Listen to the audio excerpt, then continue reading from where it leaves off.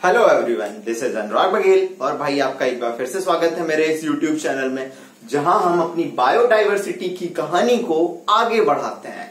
और आज हम बात करते हैं अपने lecture number 5 loss of biodiversity. This is very important topic, जहां पे से नीट में क्वेश्चन आने की पॉसिबिलिटी बहुत ज्यादा होती है। और अगर अभी तक आपने चैनल को सब्सक्राइब नहीं किया है बच्चों, और आप देख रहे हो उसे, तो प्लीज चैनल को सब्सक्राइब करना बिल्कुल भी ना भूलें। और अब अपन आज की कहानी शुरू करते हैं, लॉस ऑफ बायोडाइवर्सिटी।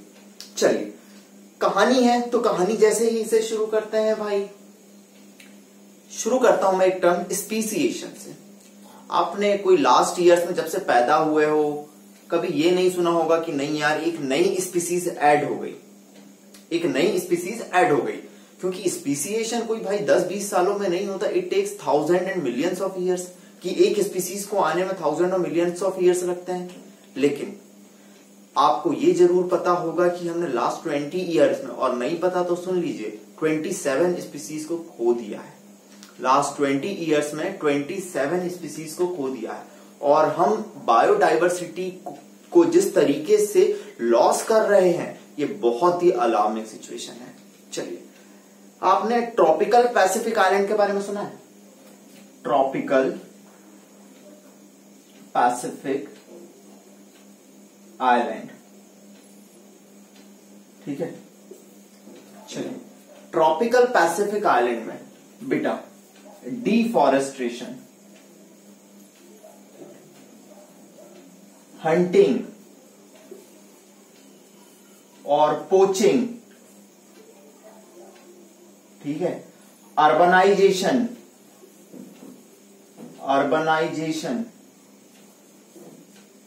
इन सब की वजह से बेटा, कुछ बुक्स में लिखा है 1300, लेकिन अपनी एनसीईआरटी बुक्स मेंशन करती है 2000 बर्ड्स स्पीसीज क्या हो चुकी हैं? एक्सटिंक्ट हो चुकी हैं। क्या हो चुकी हैं? 2000 बर्ड स्पीसीज एक्सटिंक्ट हो चुकी है। चलिए, आप लोग भी पढ़ेंगे, बोलेंगे हाँ बढ़िया है बढ़िया है, लेकिन what is tropical Pacific island? मैं इसको ऐसा समझाने की कोशिश करूं। ये ग्लोब है, आपने यहां ऑस्ट्रेलिया देखा होगा भाई, ठीक है, और न्यूजीलैंड, ये ऐसा न्यूजीलैंड, ठीक है, ये न्यूजीलैंड, और यहां होता है Pacific ocean. Pacific ocean, Pacific नाम एक स्पेनिश वर्ड से आया था, इसका मतलब है पीसफुल। बेटा ये एरिया जनरली हम कहते हैं बहुत ही पीसफुल होता है, और इस पे करीब 25,000 आइलैंड है। 25,000 कहां है? आइलैंड। जैसे आप यहां मान लीजिए न्यूजीलैंड। चलिए, न्यूजीलैंड, यहां एक कंट्री है फिजी। कौन सी कंट्री है? फिजी। जनरल नॉलेज के लिए बता दूं कि फिजी एक ऐसी कंट्री है जहां पे हिंदी बोली जाती है। अगर नहीं पता हो तो दिमाग में रखना, फिजी एक ऐसी कंट्री है जहां पे हिंदी बोली जाती है। यहां होगा हवाई। ये एक छोटे छोटी कंट्रीज हैं आइलैंड पे बसी हुई। आइलैंड पे ऐसे 25,000 आइलैंड है। इनमें से बेटा 41 आइलैंड रिसेंट टाइम में क्या हो चुके हैं? डिफॉरेस्ट कर दिए गए। डिफॉरेस्टेशन, अर्बनाइजेशन की वजह से उन्हें क्या कर दिया गया? खराब कर दिया गया। नाम जो पैसिफिक ओशियन था पीसफुल, वो अब इतना पीसफुल बचा कहां है? ह्यूमन भाई अपनी, कहते हैं ना, इच्छाओं को जब वो आत्म इच्छा बना लेता है, मतलब अपनी जरूरतों को, नीड को वो जब एक्सप्लॉइट करना शुरू कर देता है बेटा, तो किसी चीज को नहीं छोड़ता है।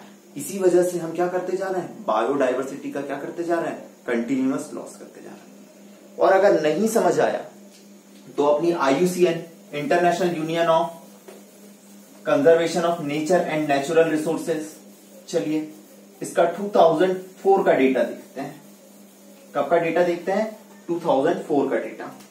अकॉर्डिंग टू IUCN 2004,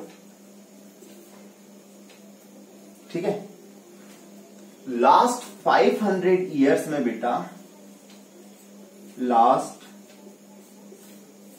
ये रेड डेटा बुक में लिखा रहता है, रेड डेटा बुक पब्लिश करता है। अभी तो नया डेटा बेटा आ गया होगा, लेकिन एनसीईआरटी में यही मेंशन है, तो मैं यही बताता हूं कि लास्ट 500 ईयर्स में बेटा हमने 784 स्पीसीज का क्या कर दिया है? एक्सटिंक्शन कर दिया है। उसमें से भी 338 वर्टिब्रेट स्पीसीज हैं, ये डेटा इंपॉर्टेंट है। इसमें 21 और जोड़ दो, 359 इनवर्टिब्रेट स्पीसीज हैं, इनवर्टिब्रेट स्पीसीज हैं। और 87 किसकी स्पीसीज है? प्लांट की स्पीसीज। किसकी स्पीसीज है? प्लांट की स्पीसीज है। चलिए लास्ट 500 ईयर्स कहां जा रहे हो, लास्ट 20 ईयर की बात कर लो। जब हम पैदा हुए, तुम पैदा हुए, सब 18 19 17 18 19 20 साल के होने जा रहे हो। लास्ट 20 ईयर्स में हमने 27 स्पीसीज क्या कर दी हैं? एक्सटिंक्ट कर दी हैं। चलिए भाई, 27 स्पीसीज क्या कर दी हैं? एक्सटिंक्ट कर दी। जैसे मैंने अभी बताया ट्रॉपिकल पैसिफिक आइलैंड, आपने 2000 बर्ड स्पीसीज को एक्सटिंक्ट कर दिया यार। कैन यू इमेजिन कि भाई किस तेज रफ्तार से हम लॉस ऑफ बायोडाइवर्सिटी कर रहे हैं। चलिए, इन सब में ये जो हमने स्पीसीज करी ना लॉस, इन सब में कुछ एग्जाम्पल हैं जो आप याद रखिए, जो पूछे जा सकते हैं। डोडो, डोडो ये मॉरिशियस का नेटिव बर्ड है, ये पूछा जा सकता है। डोडो कहां का नेटिव बर्ड है? मॉरिशियस। इसको ऐसे याद रखना, डोमा। कैसे याद रखोगे? डोमा करके, डोमा। चलिए दूसरा, क्वैगा। क्वैगा, क्वैगा पाया जाता है अफ्रीका। कहां पाया जाता है? अफ्रीका में। याद करने का तरीका, क्वैगा, क्यू मतलब क्वेश्चन, ए मतलब आंसर, क्यू एंड ए। क्वैगा कहां पाया जाता है? अफ्रीका। क्वेश्चन आंसर, ऐसे याद करने के तरीके हैं, पूछे जा सकते हैं क्योंकि ये वहां के नेटिव बर्ड है। चलिए, थाइलसीन, तेंदुए या लकड़बग्गा या ये कैट फैमिली का मेंबर है, थाइलसीन। ठीक है, ये पाया जाता है अपने कहा? ऑस्ट्रेलिया। पाया जाता था, अब क्या बोलूं, पाया जाता है ऑस्ट्रेलिया। ये भी आपने क्या कर दिया है? एक्सटेंड कर दिया है। Stealer sea cow, sea cow ऐसे याद रखिए, डबल एस है, double S. Russia, Russia, Russia में भी क्या होता है? Double S, double S. तो स्टेलर सी काउ कहां पाया जाता है? रशिया। थाइलासीन याद रख लेना, थाइलासीन इन ऑस्ट्रेलिया, थाइलासीन इन ऑस्ट्रेलिया। ठीक है, अब चलिए, और डोडो हो गया, क्वैगा हो गया, थाइलासीन हो गया, स्टेलर सी काउ हो गया। और एक और चीज जो हमने पिछली क्लासेस में भी मैंने आपको बताया था, बाली टाइगर, जावन tiger and Caspian tiger. Tiger की सब स्पीसीज को भी हमने क्या कर दिया है? एक्सटिंक्ट कर दिया है। जनरली जो डोडो होता है बेटा, ये एक फ्लाइटलेस बर्ड होता था। क्या होता था? Flightless bird. हमेशा एक चीज जो बर्ड्स की मैंने क्या कह रहा हूं, जो नेचुरलिस्ट हैं उनने स्टडी करी, बर्ड की जितनी स्पीसीज में का एक्सटिंक्शन हुआ है उन सब में फ्लाइटलेस बर्ड सबसे ज्यादा एक्सटिंक्ट हुई है। वजह क्या है फ्लाइटलेस बर्ड्स के एक्सटिंक्शन की? क्या होता है, फ्लाइटलेस बर्ड्स उड़ नहीं पाती तो इनकी हंटिंग और पोचिंग बहुत ज्यादा आसान होती है। हर कोई ये जो स्पीसीज एक्सटिंक्शन की कगार पे पहुंच गई है, वर्ज ऑफ एक्सटिंक्शन पे आ गया है, इन सबकी वजह सिर्फ एक ही है, एक्सेसिव हंटिंग, पोचिंग, डिफॉरेस्ट्रेशन। ठीक है, लॉस ऑफ हैबिटेट। ठीक है, उसके बाद आप हैबिटेट है उसका फ्रेगमेंटेशन कर देना, फ्रेगमेंटेशन ऑफ हैबिटेट। अब दूसरी चीज आपको हमने बताया कि एक स्पीसीज दूसरी स्पीसीज पे डिपेंडेंट है, आप एक स्पीसीज को खत्म कर दोगे तो दूसरी स्पीसीज अपने आप खत्म हो जाएगी। यही तो इकोसिस्टम है, और ये सब हमें क्या बताता है? Loss of biodiversity. एक और डेटा जो रेड डेटा बुक ने पब्लिश किया है,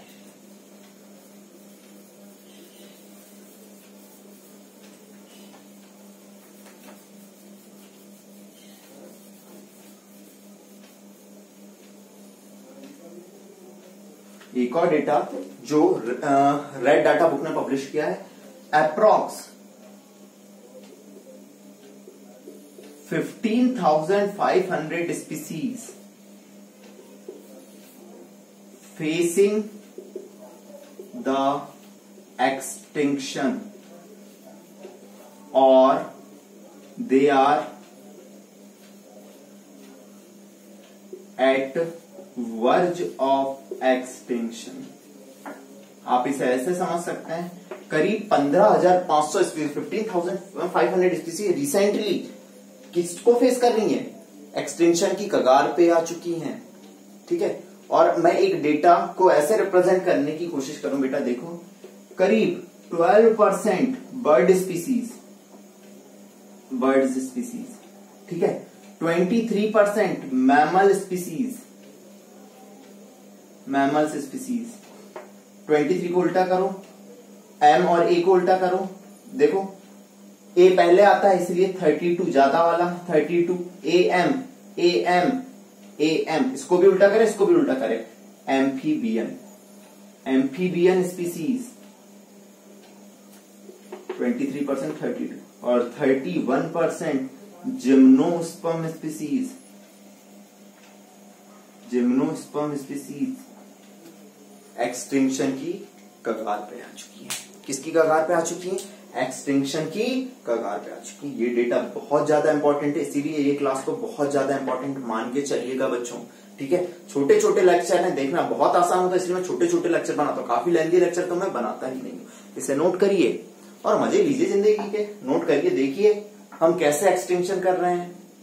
कुछ नहीं, ये ह्यूमन है, ह्यूमन एक्टिविटी की वजह से ही एक्सटिंक्शन हो रहा है। हर समस्या की जड़ ह्यूमन है भाई। कोरोना वायरस आ चुका है, इसकी जड़ कौन है, ह्यूमंस है। इसकी जड़ कौन है, ह्यूमंस है। चलिए शुरू करते हैं आगे की कहानी। ह्यूमंस हैं तो ह्यूमन ने और क्या क्या करा।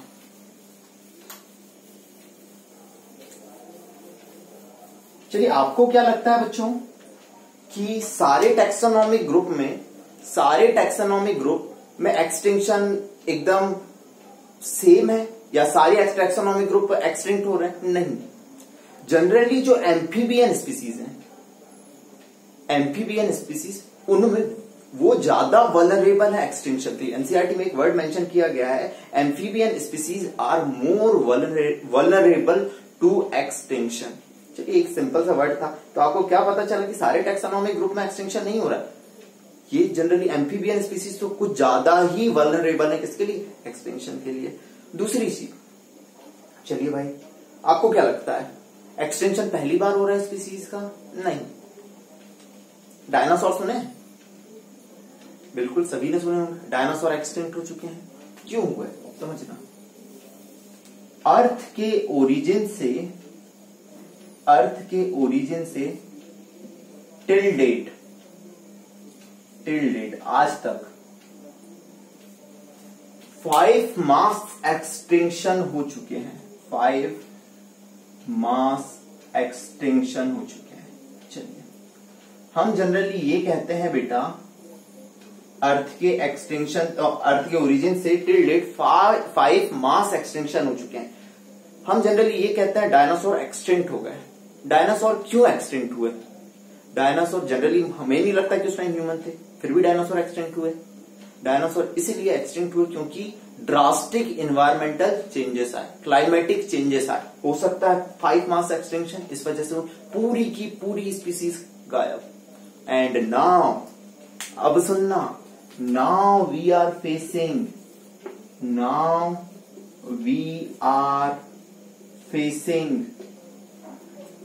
6th mass extinction.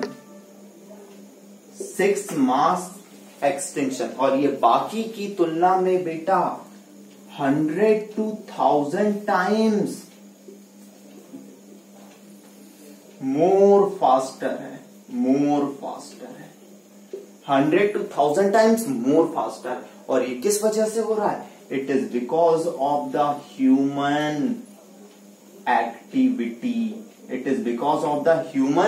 एक्टिविटी। और अगर ऐसा ही मास एक्सटिंक्शन, अगर हम कहें कि यही सिचुएशन चलती रही, हमने अपनी स्पीसीज को बचाने के लिए कोई कदम नहीं उठाए, तो आने वाले नेक्स्ट 100 ईयर्स में हम half of the species loss कर बैठेंगे। हाफ ऑफ द स्पीसीज क्या कर बैठेंगे? लॉस कर बैठेंगे, ये नोट कर लीजिए। अब बच्चों ये सवाल उठता है कि इस अलार्मिंग पेस से बायोडायवर्सिटी का लॉस हो रहा है, इससे हमारी इकोसिस्टम या एनवायरनमेंट पे क्या इफेक्ट पड़ेगा? क्या एनवायरनमेंट में प्रोडक्टिविटी, प्लांट की प्रोडक्टिविटी कम हो जाएगी? क्या अगर किसी ऐसी स्पीसीज का एक्सटिंक्शन हो गया जो प्लांट के फर्टिलाइजेशन या पॉलिनेशन के लिए जरूरी थी, उससे प्लांट की प्रोडक्टिविटी कम हो जाएगी? तो हाँ, loss of biodiversity lead to the decrease in plant productivity. क्या हो जाता है? प्लांट की प्रोडक्टिविटी क्या हो जाती है भाई? डिक्रीज हो जाती है। दूसरी चीज, प्लांट की प्रोडक्टिविटी डिक्रीज होती है एज वेल एज, हो सकता है इस साल प्लांट की प्रोडक्टिविटी अच्छी है, किसी फॉरेस्ट की प्रोडक्टिविटी अच्छी है, लेकिन अगले साल इतना आ जाए कि कोई प्रोडक्शन ही नहीं हुआ प्लांट का। मतलब क्या आ गया? Increase variability in plant production, water use and paste and disease cycle. Plant में डिसीज होना चालू हो जाए, ये सब किसके हैं? लॉस ऑफ बायोडायवर्सिटी के इफेक्ट है। दूसरी चीज, लोअर्ड रेजिस्टेंस। हम कहते हैं जितना ज्यादा रेजिस्टेंस होगा environmental contribution such as drought के खिलाफ, जितना ज्यादा रेजिस्टेंट होंगे प्लांट एंड फॉरेस्ट, उतना ज्यादा इकोसिस्टम कैसा होगा? स्टेबल होगा। लेकिन अगर आपके प्लांट्स या हम कहें प्लांट्स या जनरली मैं कह दूं फॉरेस्ट ड्रॉट के खिलाफ रेजिस्टेंट नहीं है, तो आपको पता है प्रोडक्टिविटी क्या हो जाना है? कम हो जाना है। ये सारी वजह आपके लॉस ऑफ बायोडायवर्सिटी को क्या करती है? रिप्रेजेंट करती है। तो आज का लेक्चर हमारा खत्म होता है लॉस ऑफ बायोडायवर्सिटी। ठीक है, अगली क्लास में हम इसके आगे डिस्कस करेंगे। चलिए आज के लिए